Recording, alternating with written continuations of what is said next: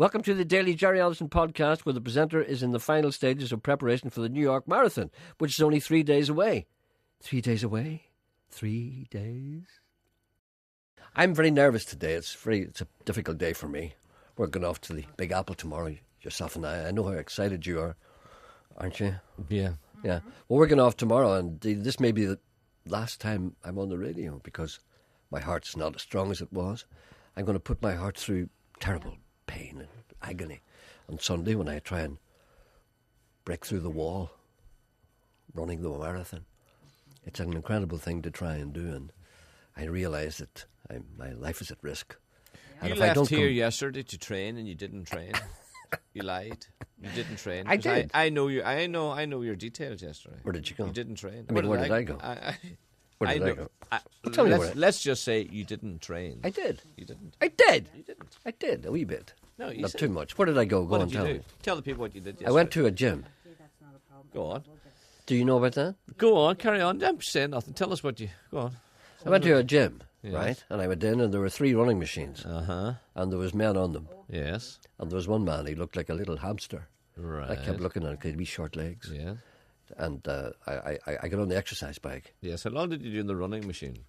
On the running machine? Yeah. Oh, no, afterwards I only did 15 minutes. And then before that, I was on the exercise bike for half an hour. Half an hour? Yeah. Come on, what do you know? That's okay. So your exercise yesterday was you're on a bicycle in a gym, and for half an hour you say, Yeah. and then you were on the treadmill for 15 minutes. Yeah, I'm just topping up. This is your preparation for 26 No, this is and a half no. I mile finished marathon. training now. See, any runner will tell you that their training is finished by now. Uh-huh. Now's relaxation. Next couple of days, I'm just topping up my fitness level. Uh-huh. You should realise. You don't know this stuff because you're lying in bed watching TV, eating apple tarts and ice cream. You don't know what I'm going through. As always, the presenter draws comfort from the love and appreciation he receives from the good people of Ulster, which alleviates the resentment and outright abuse he gets from the staff who pretend to work on his programme. The listeners always look out for him. They protect him and cherish him. People are very concerned about my well-being. For instance, a gentleman writes to me and he said, just wanted to advise you of some of the natural occurrences that you will encounter at the New York Marathon. You've already told your listeners of the early assembly on the bridge some 3 hours before the start of the race.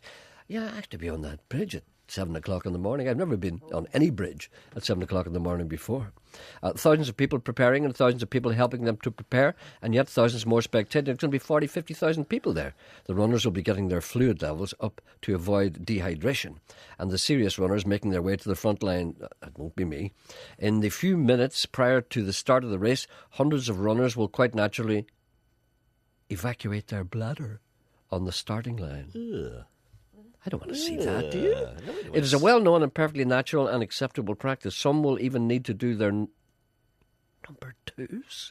Remember Paula Radcliffe.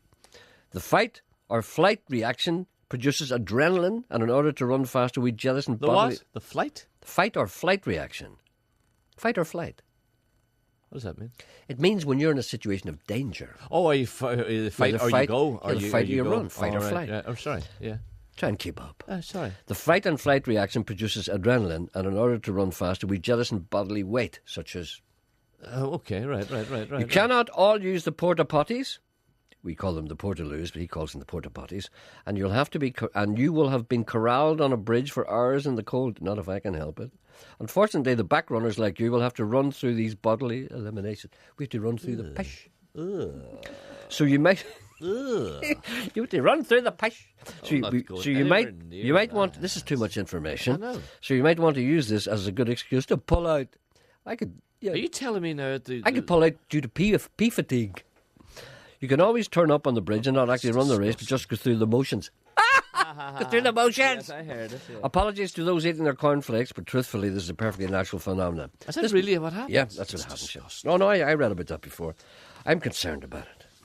So if you have to go, you just... No, you have to go. And where are you going to go? You're going to pee over the bridge? You could do it in the hotel before you leave. No. It's fight or flight. It's a bodily reaction because you've got this fear and adrenaline when the race comes up, and then you automatically have to go to the toilet. It's like a nervous pee. See, I have that when I go on an aeroplane. Well, you see, I know. Few suggestions. As a long-time fan of your show, I've been tuning in for weeks, implying that That's a long time. I'd be very disappointed if you were to come to any grief in your valiant efforts to complete the New York Marathon. It's not that the BBC couldn't find someone to replace you, someone cheerier, someone more polite to the public, someone less prone to pet hates, someone more technically competent, someone with less delusions of grandeur. I could go on, but I think you get the idea. However, there is something unique that you offer, a certain je ne sais quoi that cannot be found elsewhere on the radio. It's not a nice thing to say, even though I don't know what that means. Therefore, I advise you to wear a good conventional pair of cushioned, flat-soled trainers, and not the high heels that you plan to wear. I know the heels give you those extra inches, taking you up to your preferred height of 5'9". However, you risk certain perilous consequences. Firstly, you're bound to get blisters and sores after the first 10 miles. Which will hamper. Why do I laugh at that? Which will hamper your chances of completion. Worse still, you're quite likely to lose your balance, have a humiliating fall, and perhaps seriously injure him. Who's the best man we ever saw wearing women's high heels? Well, apart from yourself. No, stop it. Who was the best man we ever saw? You're very good in high heels. I'm good, but there's men better than me. Well, you always Who was the best man you ever saw wearing women's high heels? Well, you maintain Big Kelly was the Jerry best. Kelly's the Jerry best Kelly. I ever saw. And he's carrying the weight. He was like 20 stone at that time, jumping around like a lilty. Amazing balance and amazing comfort on the high heels. I said to myself, you were born for women's shoes. So were you. I was, yeah. And a woman's dress. You do. Stop there. You do. Doesn't it, Janet? Yes. Talk turns to the life and times of our penguin brethren, who featured on Frozen Planet last night. The presenter, as ever, translates for those who have difficulty understanding David Attenborough. So the girl has to make the house? Yes, The just to wee make the nest, house. Yeah. right? And the male comes over and he goes, "Just And he inspects the house. Does he look at the house before he... Yeah, he goes, "There's a queer nest there. So who owns that nest there? Is that wee penguin, Breege? Is that Breege penguin owns that nest there? That's a queer wee nest there. Look, there's a garage and everything. Look, and there's a 4-ply, 3-ply, 4-ply, and there's the electricity is over here, and camshaft.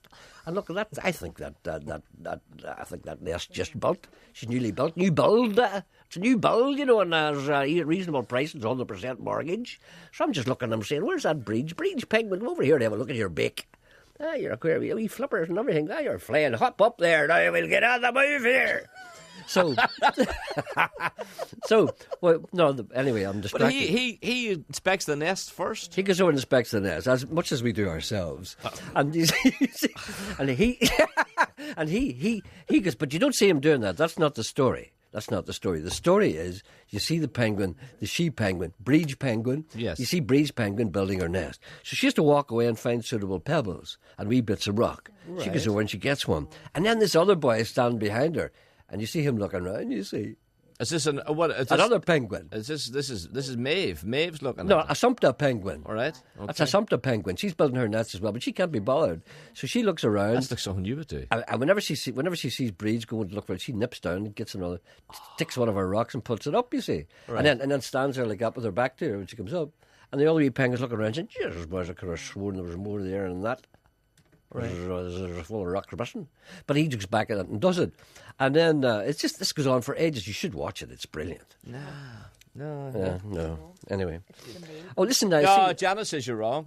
Janet says you've told that story all wrong. It's the male builds. The male builds the nest. That's what I thought and too. the gear comes when the weather's warm. And Breege comes along when the weather's warm. Breege comes along in her bikini.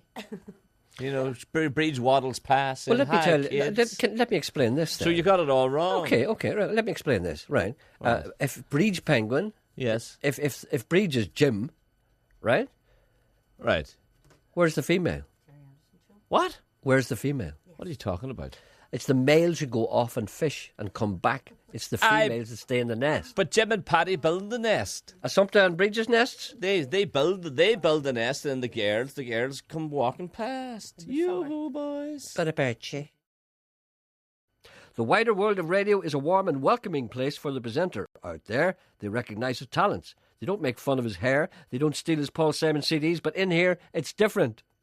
I'm looking at the paper today. I see Jimmy Young has been inducted into the Sony Radio Hall of Fame. Jimmy Young. Jimmy Young.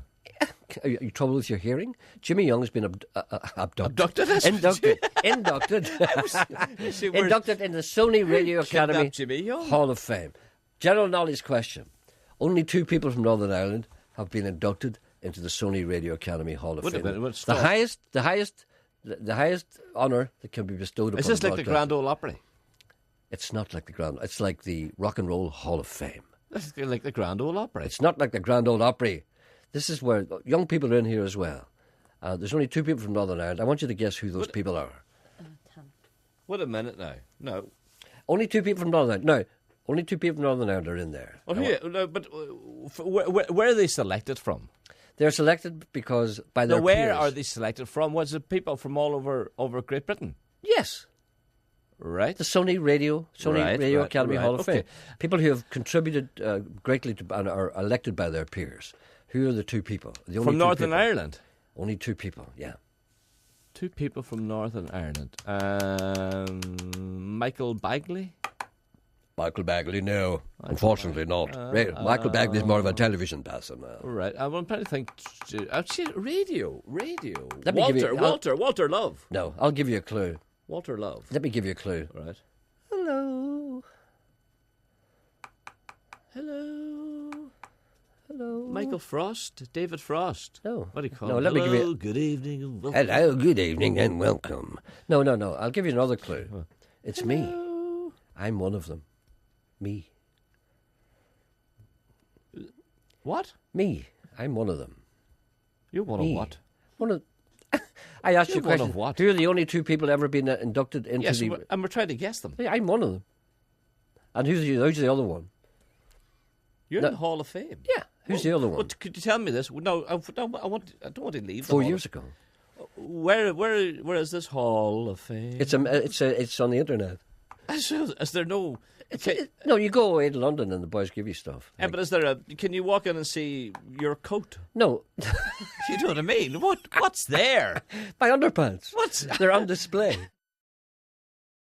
The resentment of the staff is still bubbling underneath the surface. They can't accept that not everyone can be admitted to the Radio Academy Hall of Fame. Only those, like the presenter, who display a special talent and humility. In other words, people who are not like Coilus Interruptus.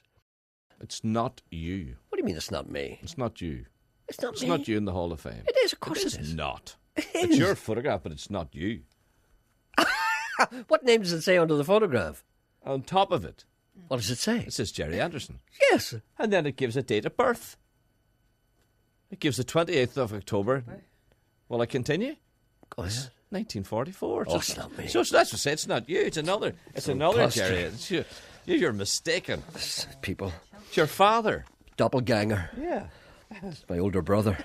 Anyway, look, they've taken my photograph. Yes. What, I knew it that's a nice wasn't you. photograph, that, isn't it? It's a very boy with a load of Load of what? hair. Look at the shine on his head. I know Janice says, look at the shine in your hair. Well, it wasn't all that long ago. Now it's on your scalp. That photograph, I know that. That photograph, can I tell you when that photograph was taken? I want you to guess when that photograph was taken. 1944. No, I want you to guess when that photograph was taken. The, Janet. the year. Yes. All right. Yes. I that would say that was that- taken. well, whoever that person is, I want you to guess when that photograph was taken. Oh, Janet. 2008, Janet said. Okay. It couldn't be. Not with that. 1994. 94. Yes, that photograph was taken in 1994. It was taken in England in 1994. Don't you see the difference? I haven't aged at all. And also, John Lewis says, "You're not 5'10". This is my height. I stood in front of you some time ago at an outside broadcast you and SC did. Is that you? This must be me. At the Castle Court, when you kindly handed me the microphone in order to make a comment about the lack of impressions from Sean Coyle. See how nothing... Castle Court? Yeah. When was that? About 8 years ago, and you weren't doing impressions That then was either. the time. That was the morning you forgot the CDs. That's right, I went to do a broadcast, I had no music. Thank you for listening. Back in a few weeks, whilst I recover from having died.